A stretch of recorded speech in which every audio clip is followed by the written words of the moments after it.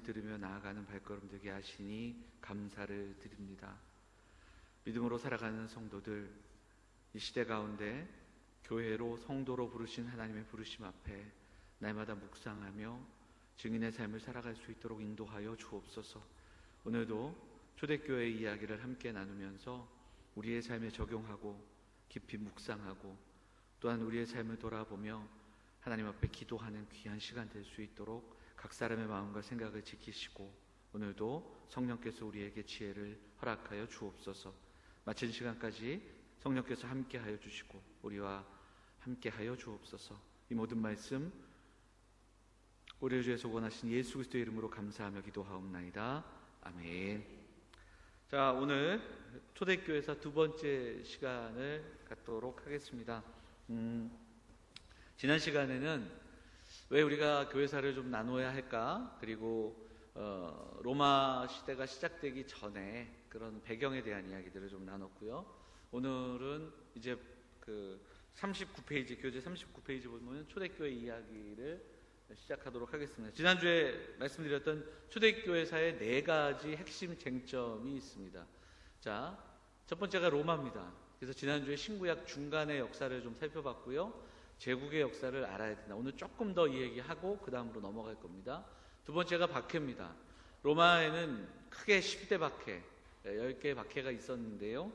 근데 이제 초기에는 아주 짧게, 그리고 또한 어떤 한 지역에서 있었던 박해였다면 이후에는 넓은 지역으로 확대되는 그런 박해의 이야기, 그래서 대박해까지도 있는 것을 보게 됩니다.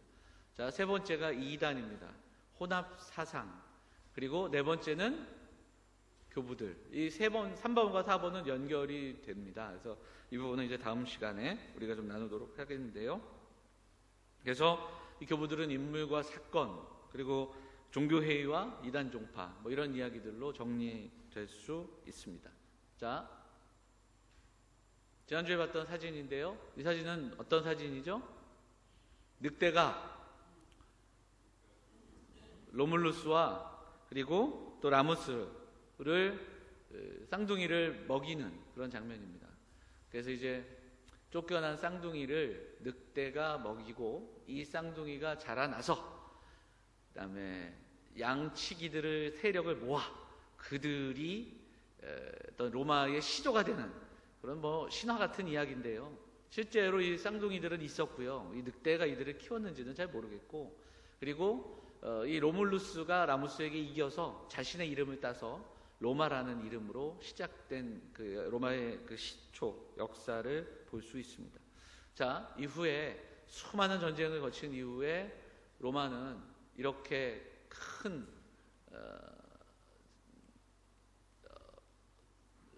영토를 차지합니다. 저 안에 있는 파란색이 바로 지중해 바다. 그 지중해 바다를 둘러싼 모든 땅을 로마가 차지하게 됩니다. 그래서 그 바다를, 지중해를 자기들끼리 뭐라고 불렀다고요? 우리 안의 바다. 이렇게 우리 안의 바다라고 불렀어요. 호수. 지중해는 우리의 호수야. 이렇게 부를 정도로 엄청난 영역과 넓이를 차지했습니다. 이게 조금 더 넓은 지도예요. 그래서 보면 저기에는 이스라엘과 그리고 터키 지방까지 다 포함된 그런 중동 땅까지도 다 지배하고 있는 빨간색이 다 로마의 땅입니다. 로마는 크게 2개의 시대로 나눌 수 있는데 앞에는 공화정 시대고요. 그리고 뒷부분은 바로 황제, 제국의 시대가 됩니다. 이렇게 로마가 엄청난 그 정복을 할 수 있었던 그 시대가 바로 이제 열리는 것이 이제 제국 시대인데, 그 첫 번째 황제가 바로 옥타비아누스라는 황제, 아우구스티누스라는 황제, 이 사람이 바로 그 제국의 시대를 열었던 황제입니다. 그래서 대략 한 BC 27년부터는 로마가 이 엄청난 땅을 차지하면서 로마가 이 땅의 지배자로, 그리고 전쟁이 없는 평화의 시대, 로마가 평화를 이루었다. 그래서 팩스 로마라는 그런 이름이 붙은 시대를 BC 27년부터 대략 한 AD 180년까지 한 200년 정도를 이 팩스 로마나, 그러니까 로마가 이룬 평화의 시대, 이렇게 이야기하면서 로마가 강성한 제국의 시대를 갖게 되죠. 이 원인을 좀 보면 로마가 갖고 있던 개방 정책으로 원인을 좀 들 수 있습니다. 한 2가지 정도로 요약을 하자면, 첫 번째는 로마의 시민권이에요. 그러니까 저번 주에도 잠깐 제가 말씀드렸지만, 로마가요, 정복을 하면은 정복한 국가의 사람들을 노예로 삼지 않아요. 그리고 학살하지도 않고 함부로 하지 않았습니다. 그러니까 그 지역을 다스리는 정책의 핵심은 뭐였냐면, 그들을 회유하고 그들 중에 좋은 지도자들을 세우고, 그리고 로마에게 유익하게, 로마의 말을 잘 듣는 사람들에게는 어떤 자격을 줘서 시민권을 부여하는 거예요. 그렇기 때문에 많은 사람들이 로마화가 되고 로마의 시민권을 사모하게 되고, 또 똑똑하고 또 그 지방에서 어떤 또 과정들을 거친 사람들은 시민권을 갖게 되는 그런 정책을 하게 되죠. 두 번째는 헬라 문화입니다. 그러니까 로마가 헬라 문화를 그대로 흡수합니다. 이거 뭐냐면, 로마가 등장하기 이전에 헬라 시대잖아요. 그러니까 마게도니아가 지배했던 그 헬라 시대에 이미 헬라어라는 언어가 퍼집니다. 로마가 이후에 쓰는 라틴어보다는 초기에는 이 헬라어를 그대로 쓰도록 해요. 근데 이미 헬라어가 많은 지방에 알고 있던 많은 지방에서 헬라어를 쓰고 있기 때문에, 굳이 로마가 로마의 언어로 통일하지 않아도 언어가 통일됐다는 건 엄청난 그 국가의 통제의 어떤 자산이 되는 거죠. 그래서 헬라어가 이미 공용화된 수많은 지역이 있었다. 문화도 그렇고, 그리고 종교 같은 경우, 종교도 그렇습니다. 자, 한번 보시면, 이게 어디인지 아십니까? 로마 갔다 오신 분들은 아실 텐데, 판테온이라는 곳입니다. 로마의 판테온. 이 판이라는 게 이제 모든이라는 뜻입니다. 모든 신이 모여있는, 우리로 치면 만신전, 이렇게 표현하면 됩니다. 여기에 그 당시 로마와 헬라 시대에 있었던 모든 신들을 가져다가 여기에 모셔놓습니다. 그러니까 로마가 굳이 어떤 신을 강요한 게 아니라 니들이 믿는 신 다 같이 모든 종교들을 포용하는 포용 정책을 쓰는 거예요. 아테네 가면 이거 비슷한 게 있습니다. 그러니까 아테네 가면 파르테논 신전이라는 게 있는데, 그것도 마찬가지예요. 올림푸스 산에 있는 그 신화에 나오는 신들을 다 가져다가 파르테논 신전에 그 신들을 모셔놓고 거기서 신전에서 제사 드리는, 여기도 마찬가지 그런 판테온이라는 곳인데요. 그렇게 모든 나라의 종교들을 그냥 흡수합니다. 그러다 보니까 국가와 종교가 대치하는 그런 일들이 없게 되는 거죠. 그래서 이 로마가 어떤 다양성과 통일성을 유지하게 되는 그런 모습들을 우리가 좀 볼 수 있고요. 자, 로마의 개방 정책도 있지만 로마의 공공성이 있습니다. 공공성. 자, 한번 보면 이게 어떤 거냐면, 이 말 들어보셨죠? 무슨 말이에요? 모든 길은 로마로 통한다. 이렇게 되어 있습니다. 이게 근데 실제로 진짜인 게, 제가 지도를 찾다 그냥 요즘을 봤는데, 저 구두같이 생긴 데가 이탈리아 반도잖아요. 저 가운데가 로마입니다. 지금 잘 보이실지 모르겠지만 지도에 빨간 줄이 막 있잖아요. 이게 다 그 당시의 도로예요. 그러니까 로마에서부터 시작해서 저 윗지방 서유럽 가는 길, 그리고 동쪽으로 가는 길, 이 모든 길들이 다 길이 닦여져 있었죠. 그래서 그 당시에 이 길을 통해 갈 수 있는 로마의 어떤 도로의 중심, 길의 중심이 로마였던 것을 보게 됩니다. 그래서 저 길로 저쪽 동쪽의 예루살렘까지도 갈 수 있는 그런 모든 길은 로마로 통했습니다. 자, 두 번째는 수도교예요. 이게 뭐냐면, 사진이, 이게 지금 아마 어디 유적지에 있는 수도예요. 이게 진짜로 유적지에서 지금도 쓰고 있는 수도의 사진이거든요. 저거 틀면 물이 나옵니다. 그러니까 로마는 어디에서나 이렇게 물을 틀 수 있게끔 만들어 놓은 수도교가 있었습니다. 그게 뭐냐면, 당시에 물이 지하수라기보다는 산에서 물을 끌어오는데, 그 산이나 언덕에서 물을 끌어다가 도시로 올 수 있게끔 하는 공법을 만들어가지고, 그들이 이제 이런 거죠. 저기 보면 다리가 있잖아요. 다리가 있는데, 저 다리의 위에 뭐가 흐르냐면 그 안에 물이 흐르게 만들어 놓은 거예요. 그래서 저기를 따라서 저 다리의 맨 위 칸에 저 안에는 물이 흐르고 있는 거예요. 그래서 물이 흘러서 도시로 유입되는. 그래서 많은 사람들이 물을 그냥 먹을 수 있는 그런 이게 이제 실제 수도교의 사진이에요. 저 윗부분에 안에 물이 흐르고 있는 그런 내용들을 좀 찾아보니까 저런 모습들이 있었습니다. 자, 세 번째는 콜로세움. 이게 이제 로마의 콜로세움인데요. 뭐 가보신 분들은 아시겠지만 이 안에는 이렇게 되어 있습니다. 굉장히 넓게.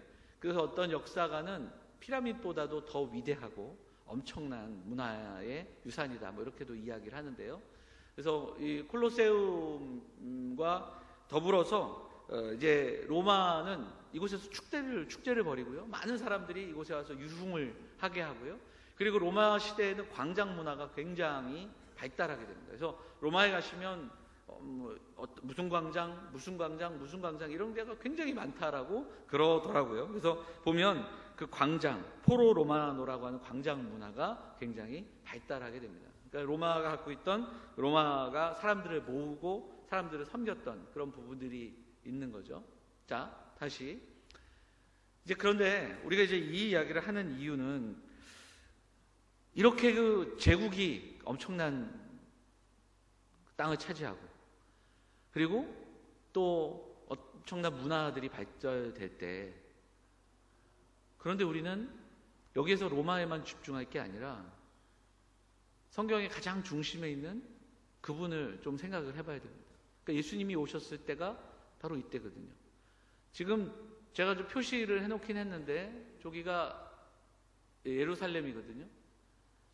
그리고 그 옆은 베들레헴이 되겠죠. 그러니까 저 넓은 땅 중에 아주 작은, 아주 한 구석탱이에 예수님이 오셨단 말이죠. 세상은 로마가 어떻게 생겨나고 로마가 어떻게 확장되고 또 로마가 무엇을 했는가를 이야기하지만 역사는 로마를 중심으로 나누어지는 게 아니라 BC와 AD로 나누어지는 거예요. 주님 오시기 전과 주님 오신 이후, 아노 도미네. 아노가 찾아보니까 해, 그러니까 주님의 해가 시작이 되는 겁니다. 그러면 우리는 또한 무엇을 생각해야 할까? 그 주님의 해가 시작되었다는 사실, 이 놀라운 역사의 한가운데 예수 그리스도께서 오셨다는 사실을 우리는 한 번 더 기억을 해야 됩니다. 자, 누가복음 1장 2장 1절 같이 한번 읽어볼까요? 같이 한번 읽어보겠습니다. 시작. 그때 가이사 아구스토가 영을 내려 천하로 다 호적하라 하였으니, 이 장면이 어떤 장면이죠? 요셉과 마리아가 베들레헴으로 가기 위한 그 가는 여정을 이야기하는 그런 장면입니다. 여기 보면 그때의 가이사 아구스토가 나와요. 아까 보았던 그 사람입니다. 옥타비아누스. 아구스토가 영을 내려서 호적하라고 명했대요. 그래서 모두가 다 이제 자기 고향으로 돌아가는 거예요. 근데 그게 맞습니까? 실제로 그게 팩트이지만 우리는 분명히 여기 한 가지 사실을 더 압니다. 왜냐하면 마리아와 요셉은 베들레헴에 가야 했습니다. 왜냐하면 그곳에서 예수님이 태어나실 거니까. 아구스토가 명을 내리기 전에 구약 성경의 많은 곳에, 특별히 미가서 같은 경우에 베들레헴에서 메시아가 오실 것을 예언했단 말이죠. 그 이야기들이 나오고 있다라는 거죠. 그러니까 아구스토가 영을 내렸지만, 아구스토가 영을 내리는 건 하나님의 크신 구원의 역사 속에서 한 부분이고 또 한 수단이었다라는 것도 우리는 살펴볼 수 있습니다. 자, 한 구절 더 볼게요. 자, 함께 읽어볼까요? 시작. 하나님이 그 아들을 보내사 여자에게서 나게 하시고 율법 아래에 나게 하신 것은 율법 아래에 있는 자들을 속량하시고 우리로 아들의 명분을 얻게 하려 하심이라. 때가 참에, 하나님의 시간에, 하나님의 때가 이름에 하나님은 뜻을 이루신다, 이런 이야기를 들려주죠. 모든 길은 로마로 통한다.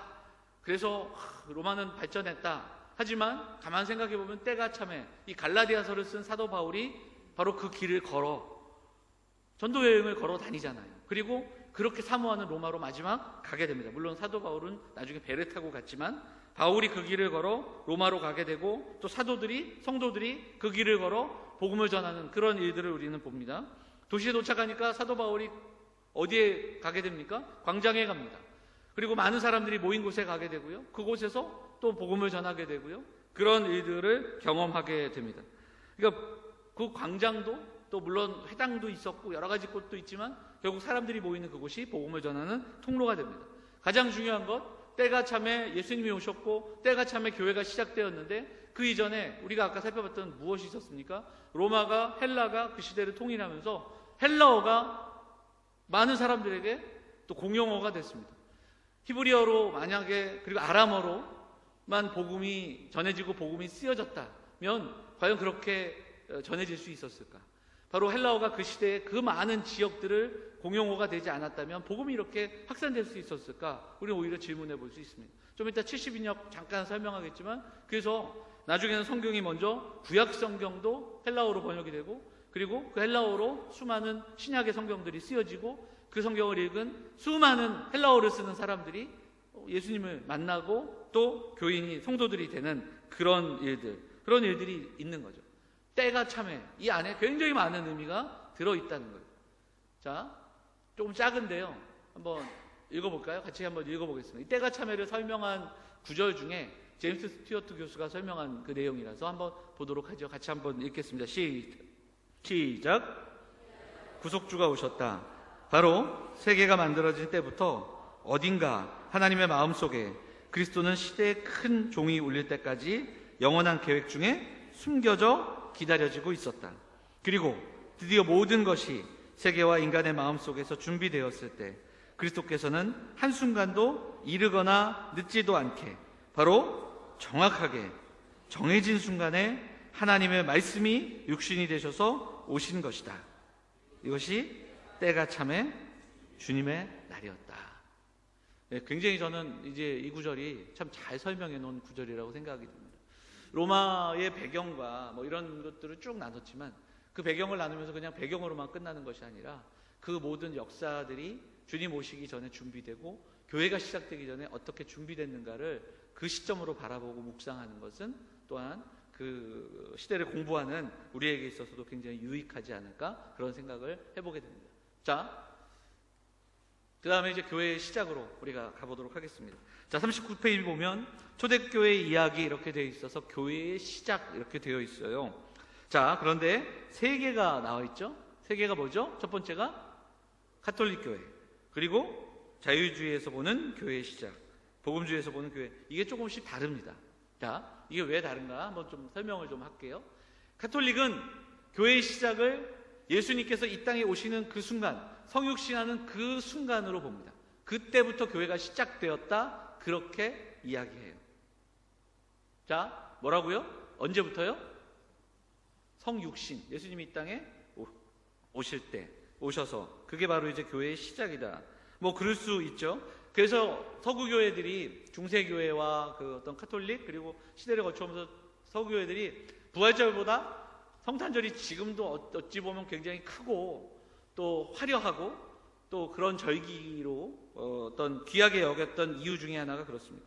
교회와 그리스도의 몸을 동일시하는 거예요. 근데 여기까지는 우리가 어느 정도 이해할 수 있습니다. 자, 근데 문제가 있어요.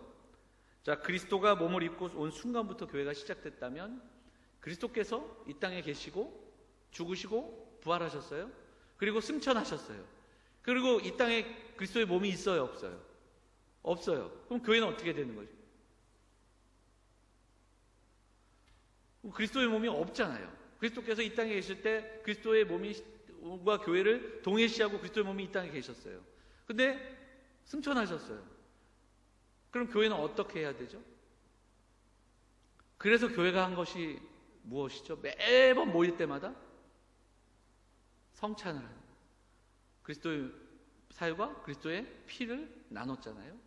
근데 중요한 건 뭐냐면, 그래서 그들은 어떻게 성찬을 하냐면, 우리도 지난주에 성찬을 했지만, 성찬 자체가 성찬을 놓고 떡과 포도주를 놓고 사제가 기도하면 이게 뭐가 되는 거예요? 여기 있는 떡이 예수님의 살이 되는 거예요.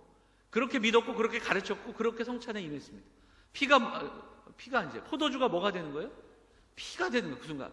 그러니까 이게 이제 화채설이라는 것을 그렇게 여기거든요. 이게 문제가 있는 것은, 그러니까 문제보다는 이게 엄청난 거예요. 왜냐하면 성찬을 베푸는 기도하는 사제와 뭐 예를 들자면 나와서 이제 우리 장로님들하고 같이 성찬을 베푸잖아요. 그럼 우리는 뭘 하는 사람들이 되냐면 기적을 만들어내는 사람들이 되는 거죠.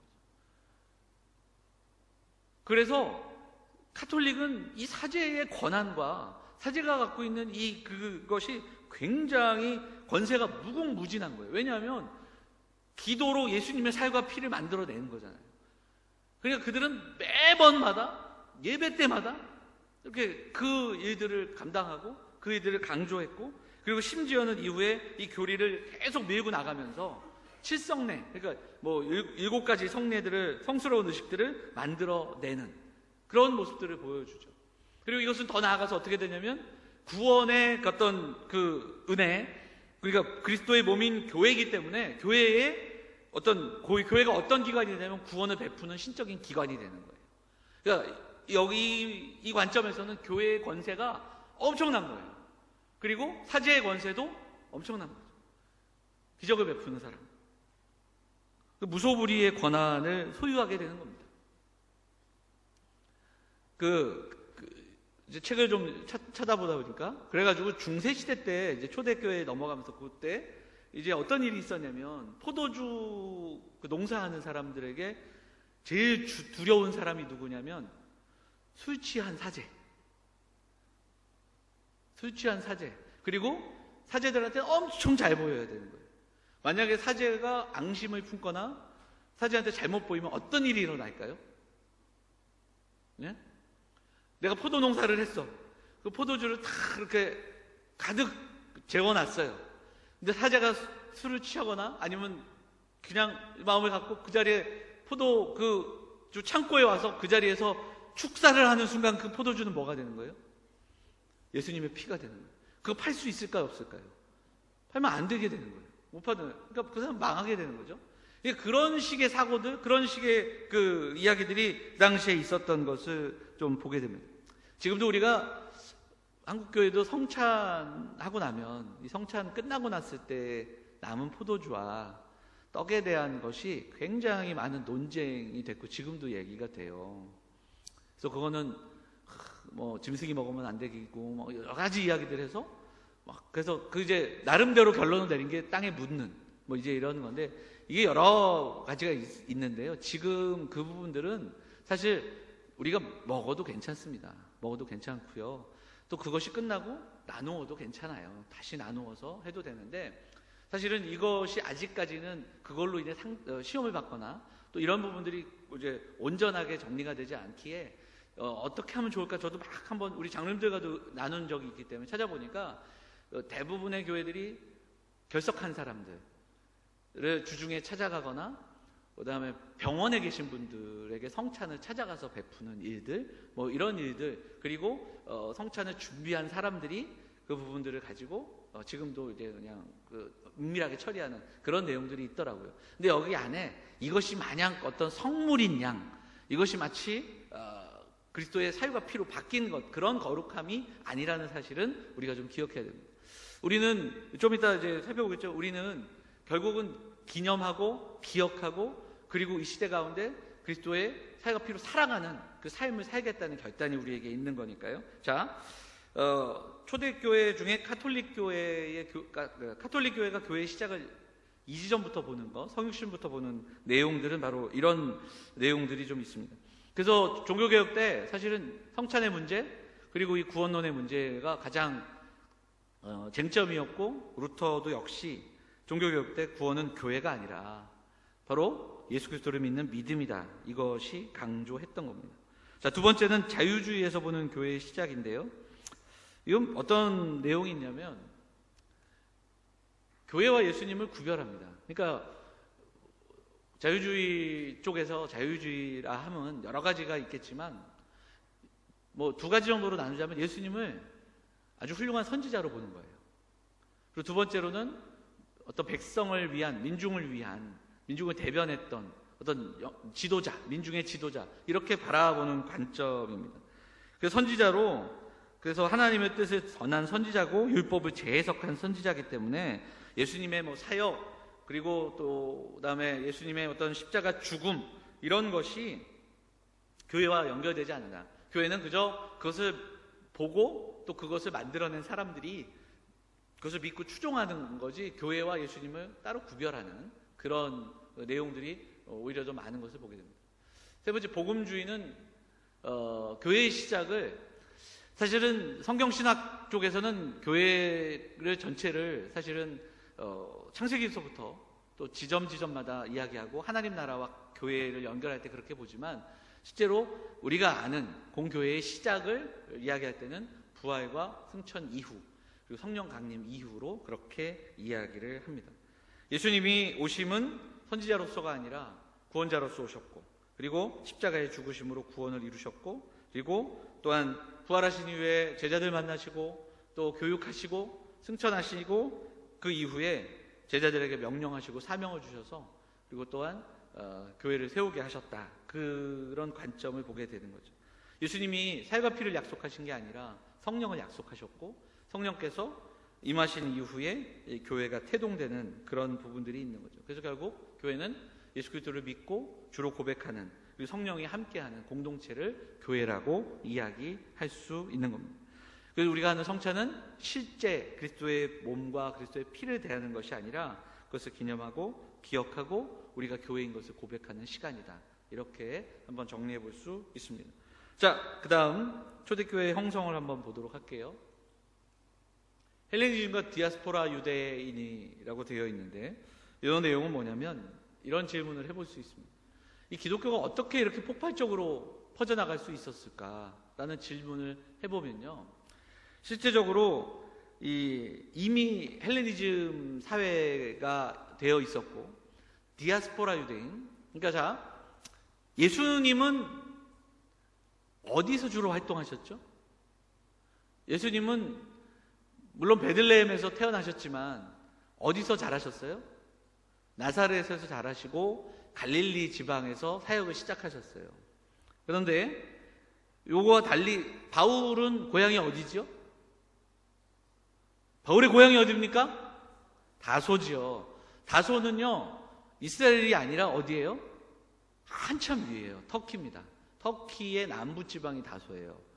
그럼 바울의 고향이 다소란 말이에요. 그러니까 바울은 고향이 이스라엘과는 굉장히 멀었던 유대인 이주민이에요. 그럼 유대인 이주민이라는 게 뭐냐? 그걸 이제 디아스포라라고 하는데, 자, 바벨론 포로로 잡혀가던 당시에 많은 사람들이 포로로 잡혀갔지만 다 포로로 잡혀간 게 아니었어요. 그 전에 아수르로 포로로 잡혀간 사람이 있었고요. 그리고 또 그냥 예루살렘에 남아있던 사람들이 있었어요. 그리고 또 도망가면서 어디로 갔냐면 남쪽으로, 그래서 애굽 쪽으로 도망갔던 사람들도 있었어요. 그러니까 쭉쭉 퍼져 있었죠. 그리고 또다시 이제 70년의 포로 생활이 끝난 다음에 돌아온 사람도 있었고 남은 사람도 있었어요.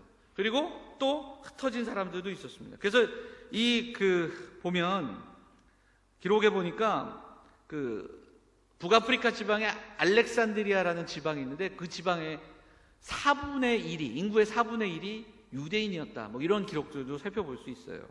그래서 베드로가 표현했던 대로 흩어진 사람들, 흩어진 나그네. 그러니까 유대인 이주민의 자손들이 굉장히 많았다. 그래서 그들을 함께 모여서 그들이 함께 모이는 공동체가 디아스포라 공동체였다라는 것을 보게 됩니다. 이게 초대교회가 형성되기 훨씬 이전의 일이에요. 그러니까 초대교회가 형성되고 처음에는 유대교 박해로 인해서 사마리아와 유대 땅 도망가 다니면서 또 피신하고 이럴 때 이미 그 땅에 사는 수많은 유대인들이 있었다는 거예요. 그래서 그들을 만나고 전도하고 또 그들만이 아니라 이방인 전도하고 이런 일들이 굉장히 많았던 것을 보게 되죠. 자, 그런 가운데 또한 이 헬레니즘 사회에서 갖고 있었던 어떤 인종 정책이 유대인들과는 달라요. 그게 뭐냐면 헬라인들은 문화적인 인종주의입니다. 이게 어떤 뜻이냐면 아까도 얘기했지만 헬라 문화나 로마 문화가 굉장히 개방적인데 인종이 혈통이나 그리고 어떤 유대인으로 치면 율법이나 이런 것으로 인종으로 헬라인으로 지정하는 게 아니라 헬라 문화권으로 들어오면 헬라 문화에서 살아가면 헬라어를 하고 헬라 문화를 어느 정도 수용하면 헬라인이에요. 그들은 그렇게 그냥 굉장히 넓은 범주에서 이야기했습니다. 사도 바울이 로마서 보면 로마서 몇 장이죠? 로마서 1장 14절에 보면 헬라인이나 그다음 뭐라고요? 야만인이나 이렇게 돼 있잖아요. 그 구절이 있는데 그 구절이 왜 바울이 그렇게 썼냐면 그 당시 사람들이 썼던 구절이에요. 그들은 헬라 문화를 쓰면 헬라인이에요. 그리고 헬라어를 쓰고 헬라 문화 안에 있지 않은 사람들은 뭐라고 표현했어요? 야만인. 이 두 가지로 나눴다는 거예요. 그러니까 그거를 그 시대 사람들이 썼기 때문에 바울은 그 성경 구절을 쓸 때 헬라인이나 야만인이나 이렇게 그 하나의 문장으로 써 내려갔던 거예요. 그렇기 때문에 헬라 문화권에 헬라어를 쓰고 헬라 문화권에 있는 사람들은 포괄적으로 헬라인이라고 칭했던 거예요. 근데 유대인은 다르잖아요. 유대인은 철저하게 혈통적인 인종주의예요. 그러니까 뭐냐면 일단은 유대인이어야 돼요. 근데 이걸 넘어서면 그럼에도 불구하고 받아주는데 두 가지가 필요합니다. 먼저 율법을 철저하게 준수해야 되고요. 두 번째 뭐 해야 됩니까? 뭐 해야 될까요? 할례를 해야 됩니다.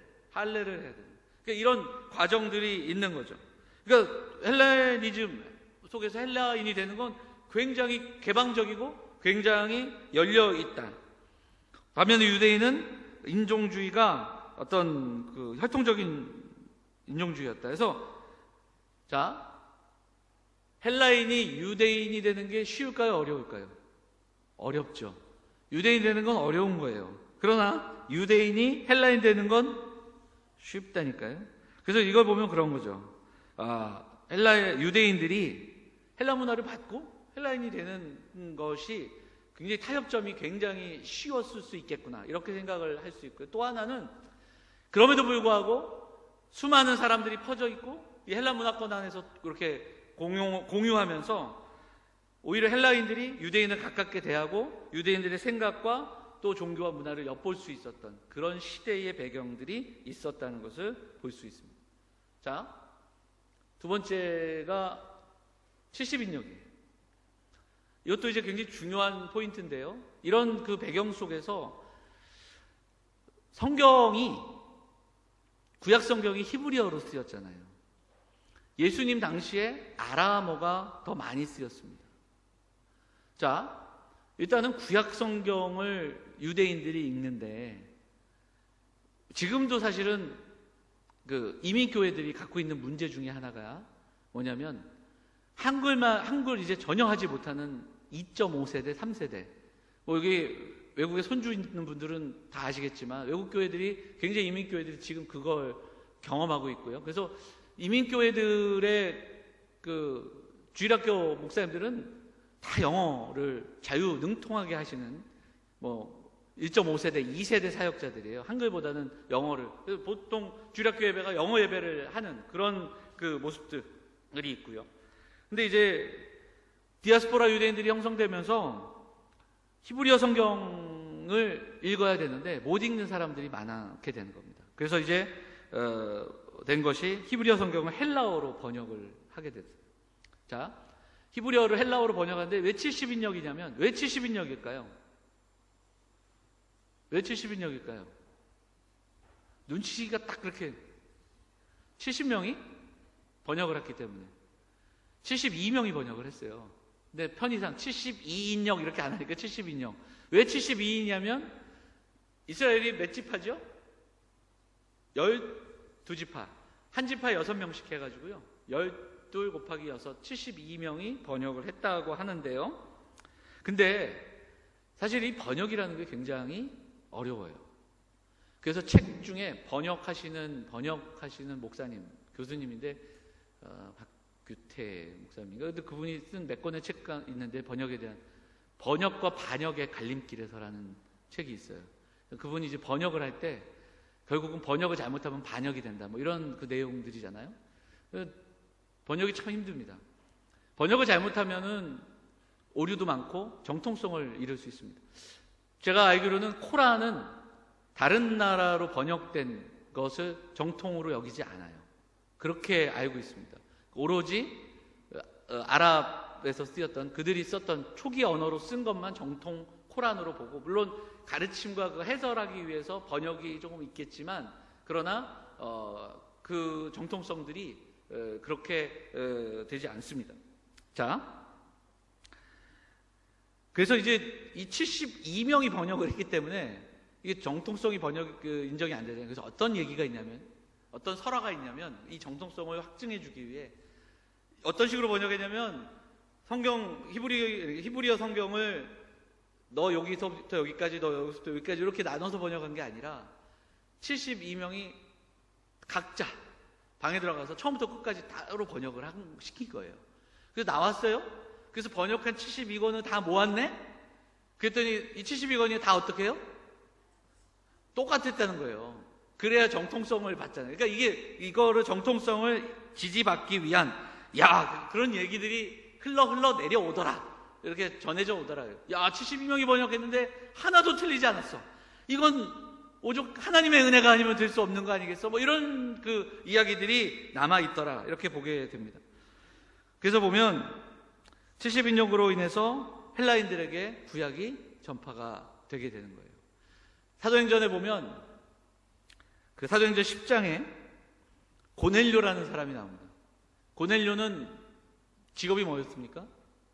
백부장으로 나오죠. 백부장 고넬료. 근데 그 고넬료에 대한 평가가 이렇습니다.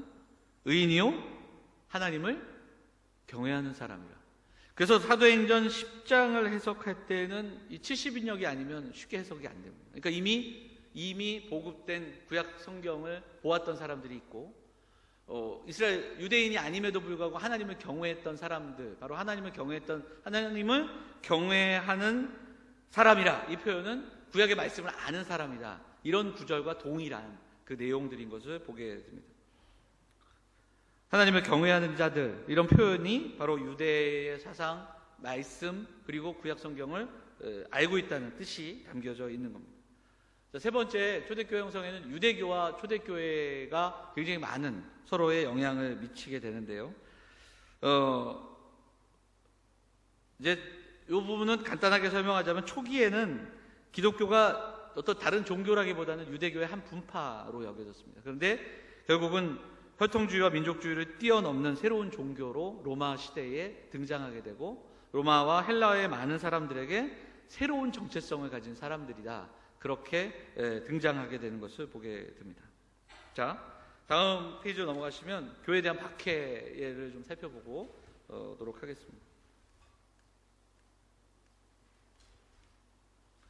초대교회의 가장 큰 사건 중에 하나는 교회가 박해를 받는 사건이었습니다.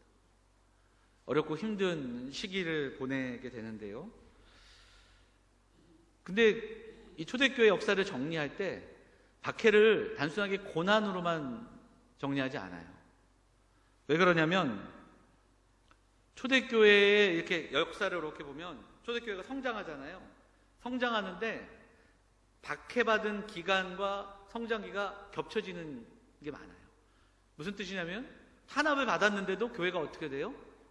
더 많은 사람들이 성장하게 되고 이렇게 모여들었다는 거예요. 그러니까 이건 굉장히 좀 고민하고 또 한번 생각을 해봐야 될 거죠. 그렇게 박해가 시작이 됐는데 교회와 복음의 전파는 움츠러들이지 않았다라는 거죠. 다양한 종교가 있었고 다양한 신이 있었는데, 헬라 문화 철학 때부터 사람들은 인생에 대한 고민을 시작했고 삶에 대한 고민들이 시작되었고요. 그것을 만족시켜주는 신과 만족시켜주는 그런 어떤 종교들이 없었습니다. 근데 그럼에도 아주 작은 신흥 종교였던 그들이 무언가를 보여주고, 그걸 바라본 사람들은 교회로 찾아오고 모여들고, 그리고 박해가 시작됐음에도 불구하고 그 복음의 전파가 끊이지 않았다는 건 굉장히 주목하고 눈여겨봐야 됩니다. 대표적으로는 교회가 갖고 있는 사랑과 그 평화, 당시에 로마 사회에는 노예들도 있었고, 여러 가지 어떤 신분의 어떤 모습들도 있었고, 특히 로마에서는 사람을 이야기할 때는 성인 남자를 이야기하지, 여자나 종들이나 어린아이들을 사람을 이야기할 때 명수에 포함시키거나 또 이야기하지 않았던, 근동사회의 기본적인 문화의 모습이기도 하지만, 그리고 노예들에 대해서도 성도들은 굉장히 관대했고요. 대표적인 이제 빌레몬서 같은 경우를 보면 그 내용들을 살펴볼 수 있고요. 종이 아니라 형제로 대하는 모습들. 그리고 또 다른 종교가 갖지 못했던 내세관이 있었습니다. 그러니까 하나님의 나라. 그리고 그 나라를 소망하는 마음, 그리고 역사가 순환적인 역사가 아니라 직선적인 역사로 하나님이 통치하시고 있다라는 그 역사관, 뭐 이런 것들이 많은 사람에게 독특한 그 관점을 줬습니다. 사실 교회가 박해받았던 처음 박해는 로마가 아니라 유대교입니다. 사도행전 6장, 7장, 8장 넘어가면 교회가 유대교로부터 박해를 받습니다. 왜냐하면 유대교는 한 분파가 일어나서 그 분파가 늘어나는 것이 위협적이기 때문에 박해할 수밖에 없었습니다.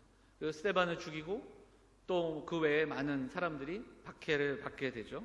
이제 근데 이것이 헬라로 확장되고 로마의 박해가 되는 겁니다.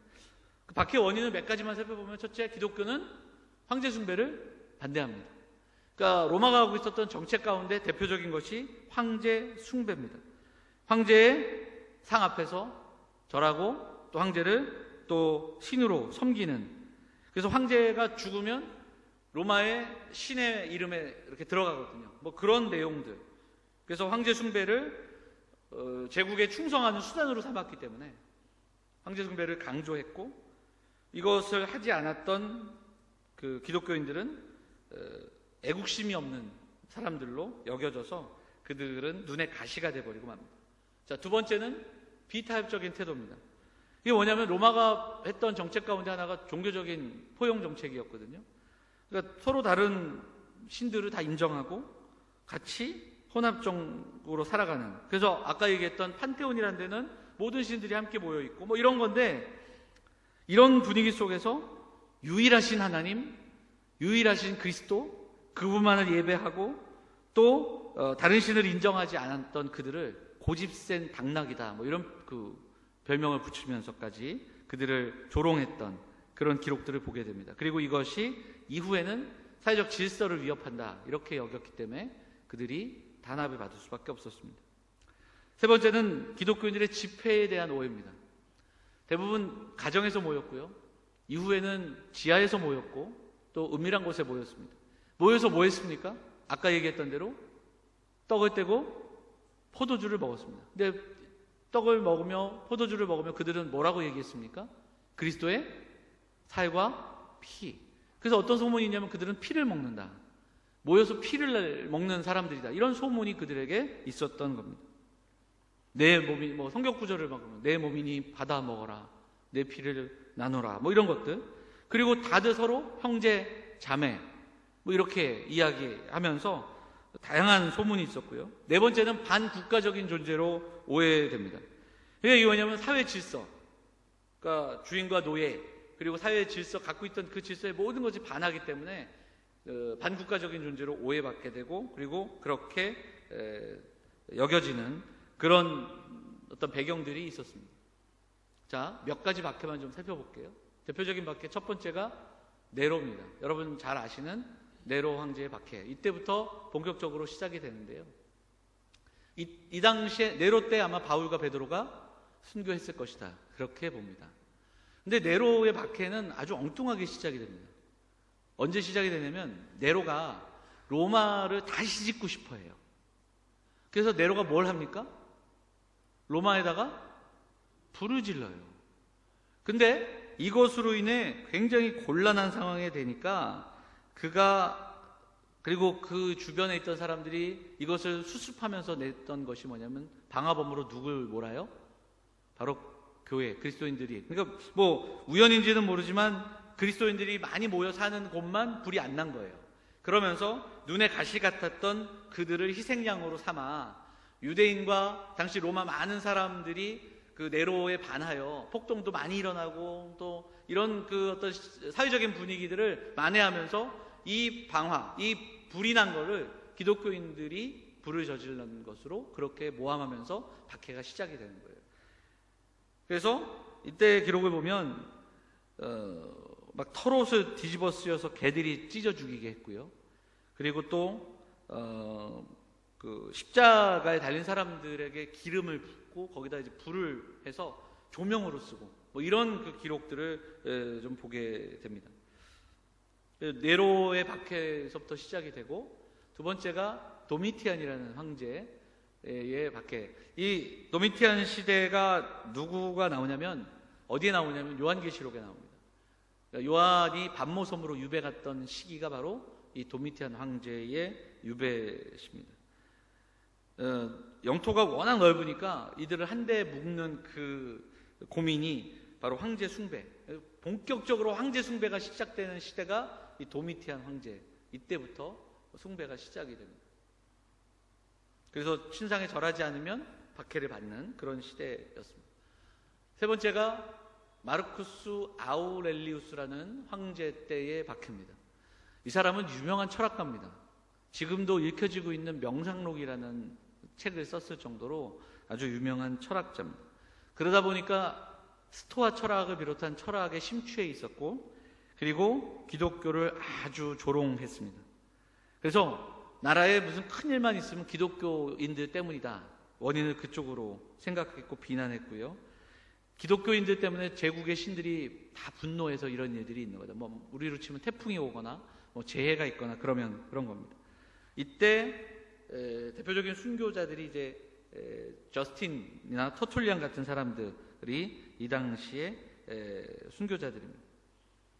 네 번째가 디오클레티안이라는 황제. 이게 마지막 거의 이제 마무리될 때인데요. 거의 박해의 절정, 그리고 완전히 교회를 무자비하게, 그리고 성경은 불태우고 막 이런 시대였습니다. 막 원형 경기장에 사람들을 몰아놓고 사자밥이 되게 하고 뭐 이런 그 시대. 그래서 그 초대교회사 이렇게 보면 그런 것도 있더라고. 블란디나라는 여자 노예가 뭐 잡혀갔는데, 그래서 사자를 풀어놨는데 사자가 오히려 먹지 않고 가만히 있는 뭐 그런 장면도 이렇게 사파로 그려진 것도 보게 되고요. 그래서 이제 나중에는 그녀를 어떻게 죽였냐면 황소의 뿔에 부딪히게 해서 뭐 죽이는 그런 기록들도 살펴보게 되고요. 또 희생제물로 다 삼는 그런 내용들을 보게 됩니다. 그 사도들 가운데 속사도라고 해서 폴리갑을 비롯한 몇몇의 속사도들이 있었는데, 그 중에 한 명, 이분은 이그나티우스라는 분입니다. 이분도 순교했는데 저렇게 그 사진에 보니까 짐승에게 물어뜯기는 장면이 이렇게 그 그림으로 남아 있고요. 이 사진은 지난주 주일날 오후에 제가 잠깐 설교하면서 설명했던 서머나교회 지도자였던 폴리갑의 순교 장면을 그려놓은 겁니다. 그래서 화형을 당했습니다. 화형당하면서 그가 고백했던 고백들, 86년 동안 주님이 나를 잊으신 적이 없는데 내가 어떻게 그분을 잊겠냐 하면서 화형당했던 그런 내용들을 좀 보게 됩니다. 자, 이렇게 큰 박해들이 있었습니다. 자, 한번 보시면 40페이지 박해 결과를 한번 볼까요? 같이 세 줄 한번 읽어보도록 하겠습니다. 같이 읽겠습니다. 시작. 무자비하고 불공평한 박해에 대해 교회는 대항하지 않았다. 군사를 모아 혁명을 일으키지도 않았다. 그러나 그들은 진리를 위해 기꺼이 죽음을 택했다. 또한 그들은 그리스도를 위한 고난을 영광이라고 고백했다. 이렇게 이야기합니다. 물론 전반적인 평가가 이렇지만 사실 이 당시에 교회 분열이 있었습니다. 모든 성도, 모든 사람들이 순교를 사명으로 받아들인 건 아니에요. 교회가 분열이 되죠. 왜냐하면 두 부류가 생겨나게 됩니다. 순교의 반열에 기꺼이 나가는 사람이 있는가 하면, 우리가 신상의 머리 한 번만 조아리면, 그들 말대로 손 한 번 잡아주면 교회가 무너지지 않는데, 근데 우리가 다 죽고 나면 그럼 교회는 누가 지킵니까? 이렇게 이야기하는 사람들이 있었다는 거예요. 바로 또 우리나라에서도 신사참배 때 신사참배한 사람들이 내세웠던 어떤 그 이유 중에 하나도 바로 그렇습니다. 그래서 교회가 분열이 되죠. 근데 이것을 분열로도 보기도 하지만 또한 정화로 보기도 합니다. 그러니까 하나님께서 고난 가운데, 교회가 고난을 받고 어려운 가운데 알곡과 쭉정이가 구별이 될 수밖에 없는 것이고, 양과 염소가 구별되는 장면들을 이야기해주고 있는 겁니다. 그래서 분열로도 보지만 정화 작업이라 이렇게 봅니다. 또한 이것으로 인해 복음이 확산됩니다. 복음이 물론 이 일로 인해 죽은 사람들도 있지만 흩어지고 또 추방되고 또 멀리 떠난 사람들도 있습니다. 심지어는 저 먼 곳에 지하에 숨어서 그곳에서 살았던 사람들도 있습니다. 근데 결국은 그들은 그곳에서 복음을 전하고 또 또다시 순교하고 또다시 복음을 전하는 증인의 삶을 살았습니다. 그래서 초대교회 때 순교자와 증인은 다른 뜻을 가진 말이 아니다. 순교자들은 증인이었다. 그렇게 이야기합니다. 그래서 보면 제가 이 40회에도 써놨지만 그들은 지하동굴에 살면서도 황제의 궁에서 사는 것보다 더 큰 행복을 누리며 살았다. 히브리서 기자는 바로 그 당시 그 고난 가운데 있는 사람들을 세상이 감당하지 못하는 사람들이었다. 이렇게 이야기하고 있다는 겁니다. 그래서 초대교회의 박해와 그 박해 이야기를 좀 묵상해 보면 오늘을 살아가는 우리에게도 도전이 됩니다. 그 물러서지 않고 타협하지 않았던 그 사람들로 인해 교회는 교회될 수 있었던 겁니다. 좀 우리의 모습들이 좀 보면 박해 가운데 교회가 정화되고 그리고 구별되었다는 사실도 도전이 됩니다. 왜냐하면 지금 우리는 이런 박해가 없잖아요. 박해와 목숨을 걸며 믿는 그런 시대가 아니기 때문에 어찌 보면 우리에게도 이런 정화가 필요한 때가 오지 않을까. 어찌 보면 지금 우리의 신앙은 박해가 아니라 다른 무엇으로 다시 한 번 더 검증되어지고 그리고 고백되어져야 되지 않을까. 이런 질문을 해보게 됩니다. 성경은 분명히 이야기합니다. 알곡과 가라지가 구별될 때가 있고요. 양과 염소가 구별되는 때가 분명히 옵니다. 어떤 방식으로 또 어떤 일들로 사건들로 우리에게 다가올지 모르지만 분명히 그때 우리의 신앙은 검증될 것이고 또한 정화됩니다. 그러면 그때 우리는 정말 세상에 감당하지 못하는 믿음의 사람들로 설 수 있는가 좀 생각해 봐야 됩니다. 자, 이 박해에 대한 이야기들을 좀 적어놓은 책들 중에 좀 몇 구절 찾아봤는데요. 한번 읽어볼까요? 같이 한번 읽어보겠습니다. 이게 이제 디오고네투스에게 보내는 서신, 익명의 저자입니다.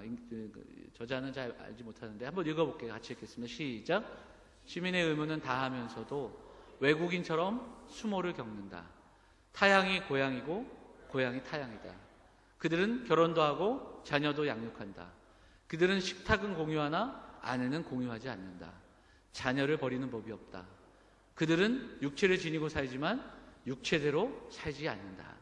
그들은 땅에서 살지만 천국 시민들이다. 이게 초대교회 그 박해 시대 때 살았던 초대교회 성도들을 보면서 익명의 저자가 그들은 이렇게 이야기했던 그 모습. 마지막 좀 빨간 줄에는 땅에서 살지만 천국 시민이다. 이것을 누군가가 그들을 보면서 그들을 이렇게 이야기했고 그들을 이렇게 노래했다라는 거죠. 고향이 타향인 사람들, 하나님의 나라를 바라보며 죽음을 이겨냈던 사람들. 좀 우리가 좀 초대교회 박해가 아주 오래전의 이야기지만 그리고 박해가 없는 시대를 살아가지만 좀 한번 좀 깊이 생각해 봐야 될 이야기입니다. 한 구절 더 볼게요. 자, 한번 볼까요? 같이 필립 샤프의 역사책에 정리된 내용인데요. 같이 읽겠습니다. 시작. 이처럼 그리스도인들의 공동체는 처음부터 유대교와 이교와 다르게 스스로를 세상의 소금과 빛으로 산 위에 세워진 하나님의 도성이자 사멸의 육체에 존재하는 불멸의 영혼으로 인식했다. 이러한 인식은 교만한 자부심이 아니었다. 그것은 삶과 죽음으로서 발휘되고 현세에조차 증오와 박해를 뚫고서 세상을 이기는 길을 열어놓은 진리와 현실이었다. 참 글을 잘 쓰시는 분들은 짧은 문장 속에서도 많은 것을 담아냅니다.